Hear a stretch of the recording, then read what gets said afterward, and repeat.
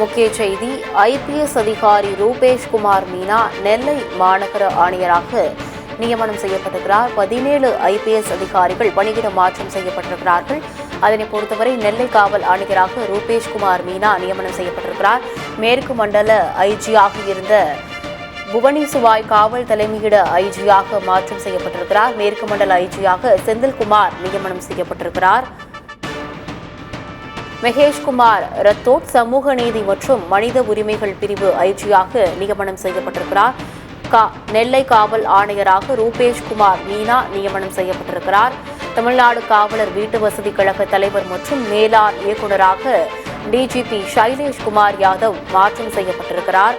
17 IPS அதிகாரிகள் மாற்றம் செய்யப்பட்டிருக்கிறார்கள். அதன்படி நெல்லை காவல் ஆணையராக ரூபேஷ் குமார் மீனா நியமனம் செய்யப்பட்டிருக்கிறார். மேற்கு மண்டல ஐஜியாக இருந்த புவனி சுவாய் காவல் தலைமையிட ஐஜியாக மாற்றம் செய்யப்பட்டிருக்கிறார். மேற்கு மண்டல ஐஜியாக செந்தில்குமார் நியமனம் செய்யப்பட்டிருக்கிறார்.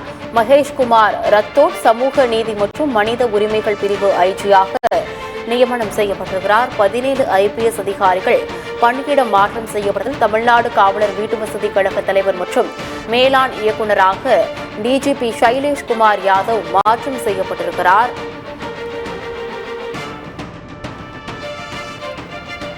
பதினேழு ஐபிஎஸ் அதிகாரிகள் பணியிட மாற்றம் செய்யப்பட்டிருக்கிறார்கள்.